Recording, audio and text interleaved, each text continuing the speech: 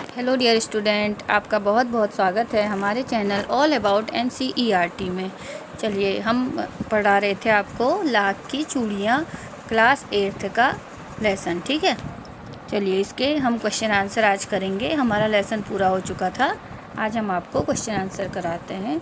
और आप लोग ये भी बताइएगा कि आपको वीडियो कैसे लगते हैं और आप लोग पढ़ रहे हैं या नहीं। ठीक है, और लाइक और सब्सक्राइब करना मत भूलिएगा।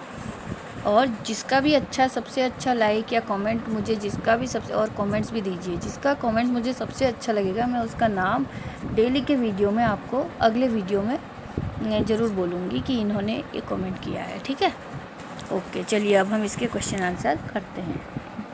बचपन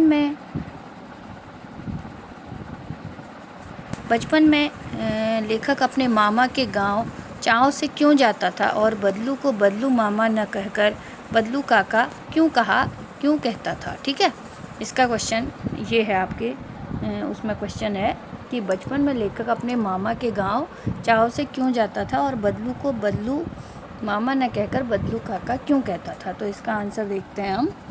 इसका आंसर है, बचपन में लेखक अपने मामा के गांव चाव से इसलिए जाता था क्योंकि लेखक के मामा के गांव में लाख की चूड़ियाँ बनाने वाला कारीगर बदलू रहता था। लेखक बदलू काका से अत्यधिक लगाव था। लेखक को क्या था, बदलू काका से बहुत लगाव था। वह ढेर सारी लाख की चूड़ियाँ रंग बिरंगी गोलियाँ देता था, इसलिए लेखक अपने मामा के गांव चाव से जाता था। गांव के सभी लोग बदलू को बदलू काका कहकर बुलाते थे, इस कारण लेखक भी बदलू को बदलू मामा न कहकर बदलू काका कहता था। वैसे अगर इसका शॉर्ट आंसर आपको लिखने को कहा जाएगा तो आपको केवल इतना लिखना पड़ेगा कि गांव के सभी लोग बदलू काका न कहकर बदलू मामा कहते थे। बदलू मामा न कहकर बदलू काका कहते थे, इसलिए लेखक भी बदलू काका कहने लग गया। ठीक है, चलिए अगला क्वेश्चन देखेंगे। वस्तु विनिमय क्या है? वस्तु विनिमय क्या है? विनिमय की प्रचलित पद्धति क्या है? अब देखिए, वस्तु विनिमय क्या है। वस्तु विनिमय में एक वस्तु को दूसरी वस्तु देकर बदले में लिया जाता है। गांव में होता है ना, जैसे हम किसी के घर से कुछ लाते हैं, जैसे एक कटोरा चावल लाए तो बदले में वो भी हमें एक कटोरा चावल ही देगा, तो वो क्या है, वस्तु विनिमय है। और वस्तु के लिए पैसे, उसके बदले हम उससे पैसे नहीं देंगे, पैसे नहीं लेंगे। किसी को हम कोई चीज़ देंगे तो वो भी हमें वही चीज़ लौटाएगा। ठीक है, या उसके बदले कोई और चीज़ देगा तो वो है वस्तु विनिमय, उसे कहा जाता है। किंतु अब मुद्रा के प्रचलन के कारण परिवेश में वस्तु लेन देन मुद्रा के ही द्वारा होता है। विनिमय की प्रचलित पद्धति पैसा है, लेकिन आजकल के समय में ऐसा नहीं होता। आजकल सब कुछ मुद्रा के ही द्वारा लेन देन उनका किया जाता है। ठीक है, चलिए। मशीनी युग ने किसके हाथ काट दिए हैं? इस पंक्ति में लेखक ने किस व्यथा की ओर संकेत किया? आप देखो, मशीनी युग में किसके हाथ काट दिए? इस पंक्ति में लेखक ने किस व्यथा की ओर संकेत किया है? अब देखिए इसका आंसर क्या होगा।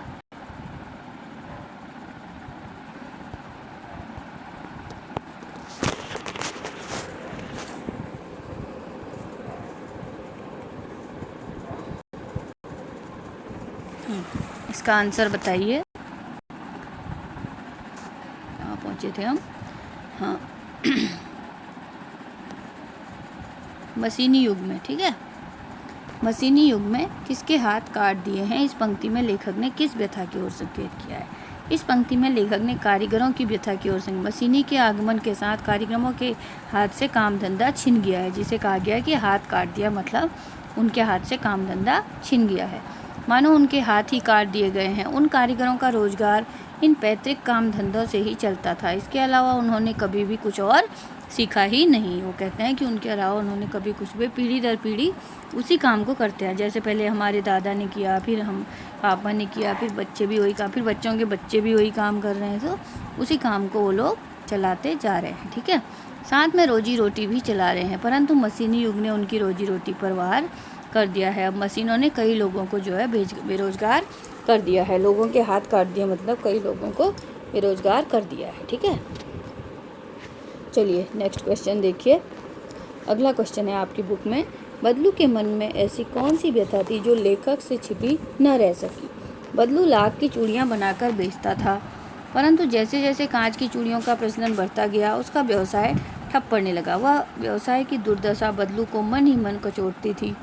बदलू के मन में इस बात की व्यथा था कि मशीनी युग में प्रभावपूर्वक उस जैसे कारीगरों को बेरोजगारी और उपेक्षा का शिकार होना पड़ा है। अब लोग कारीगरी की कदर न करके दिखावटी चमक और पर अधिक ध्यान देते हैं। यह व्यथा लेखक से छिपी न रह सकी।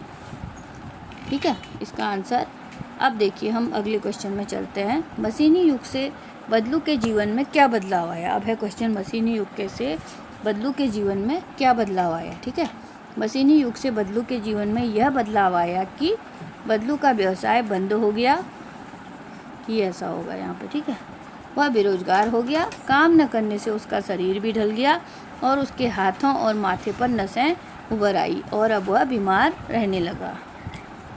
ठीक है, चलिए इस क्वेश्चन को आप लोग देखिए। अब हम चलते हैं अगले क्वेश्चन की ओर। अगला क्वेश्चन है 6 नंबर का। लाख की वस्तुओं का निर्माण भारत के किन किन राज्यों में होता है। ये बहुत इंपॉर्टेंट क्वेश्चन है, आप लोग इसे ध्यान से पढ़िएगा, ये आ सकता है आपके पास। लाख की चूड़ियों के अतिरिक्त क्या क्या चीज़ें बनती हैं। लाख से अब हम चूड़ियों के अलावा और क्या बना सकते हैं, ये भी आपको पता होना चाहिए। तो चलिए इसका आंसर देखते हैं। लाख की वस्तुओं का निर्माण सर्वाधिक उत्तर प्रदेश में होता है। तो कौन सी जगह में होता है, पूछा जा सकता है आपसे आपके टेस्ट में। तो इसका जवाब है कि इसका सबसे ज़्यादा निर्माण उत्तर प्रदेश में होता है। लाख से चूड़ियाँ, मूर्तियाँ, गोलियाँ तथा सजावट की वस्तुओं का भी निर्माण किया जाता है। ठीक है, चलिए इसके सारे क्वेश्चन आपके समझ में आ गए होंगे। अब हम चलते हैं भाषा की बात में। भाषा की बात वाले क्वेश्चन देखिए। बदलू को किस बात से चिढ़ थी, तो कांच की चूड़ियों से। बदलू को किसी बात से चिढ़ थी, तो वह थी कांच की चूड़ियों से। और बदलू स्वयं कहता था, जो सुंदरता कांच की चूड़ियों में होती है, लाख में कहाँ संभव। ये पंक्तियाँ बदलू की 2 प्रकार की मनोदशाओं को सामने लाती है। दूसरी पंक्ति में उसके मन की पीड़ा है, उसमें व्यंग्य भी है। हारे हुए मन से, दुखी मन से या व्यंग्य में बोले हुए वाक्यों के अर्थ सामान्य नहीं होते। कुछ व्यंग्य वाक्यों को ध्यानपूर्वक समझकर एकत्र कीजिए और उनके भीतरी अर्थ की व्याख्या करके बताइए। अब देखो, आपसे कहा जा रहा है कि आप भी कुछ ऐसे वाक्य ढूंढिए और उनके अर्थ को अच्छी तरह समझ के बताइए। जैसे कि बदलू को किसी बात से चिढ़ थी, तो वह थी कांच की चूड़ियों से, ये कहता है बदलू। और बदलू स्वयं कहता है, जो सुंदरता कांच की चूड़ियों में होती है, वो लाख की चूड़ियों में कहाँ संभव। ऐसे ही वाक्य कुछ आपको भी बनाने हैं, तो हमने आपके लिए बनाए हैं व्यंग्य वाक्य। अब पहले जैसी औलाद कहाँ। अब देखिए दोस्तों, डियर स्टूडेंट, ये देखिए, अब पहले जैसी औलाद कहाँ। आजकल किसी भी बुजुर्ग के मुख से आपको सुनने को मिलता होगा, कोई भी लोग जाते हैं आपस में बात करते हैं, कहते हैं कि जिसमें एक हृदय में छिपा हुआ दुख और व्यंग्य देखने को मिलता है। उनके हृदय में दुख होता है कैसा, तो वो लोग कहते हैं कि आजकल की संतान बुजुर्गों को अधिक सम्मान नहीं देती। तो इसमें यही कहा जाता है कि अब पहले जैसी औलाद कहाँ होती है। ठीक है, चलिए ये आपके समझ में आ गया होगा। अब हम आगे बढ़ते हैं, इसको ध्यान से देखिए।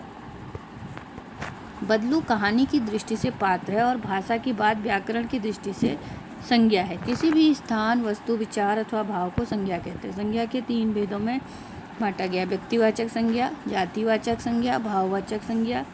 इसमें अभी देखो 3 प्रकार की संज्ञा दी है। संज्ञा वैसे 5 प्रकार की होती है और अब आप बड़ी क्लासों में आगे को पढ़ेंगे, फिलहाल आप इतना ही समझ लीजिए। व्यक्तिवाचक संज्ञा है लल्ला, रज्जो, आम, कांच आदि। और जातिवाचक है चरित्र, स्वभाव, वजन जो दिए गए हैं इसमें। भाववाचक संज्ञा है जैसे सुंदरता, नाजुक, प्रसन्नता आदि, ये है भाववाचक। तो इसमें आपको पाठ में से कह रहे हैं कि तीनों प्रकार की संज्ञाएं अब आपको खुद चुन के लिखनी है। तीनों प्रकार की संज्ञा देखो, व्यक्तिवाचक संज्ञा में तो आप नाम दे दो, जैसे बदलू दे दो, नाम है, बेलन है, मच्छिया, सब ये क्या है व्यक्तिवाचक संज्ञा। आप जातिवाचक में क्या दे दोगे, मकान, आदमी, शहर। और भाववाचक में स्वभाव, रुचि, व्यथा। ठीक है, चलिए अगला क्वेश्चन देखते हैं। अगला क्वेश्चन है, गांव की बोलियों से उच्चारण बदल जाते हैं। गांव की बोली से कई शब्दों के उच्चारण बदल जाते। कहानी में बदलू वक्त को बखत, उम्र को उमर,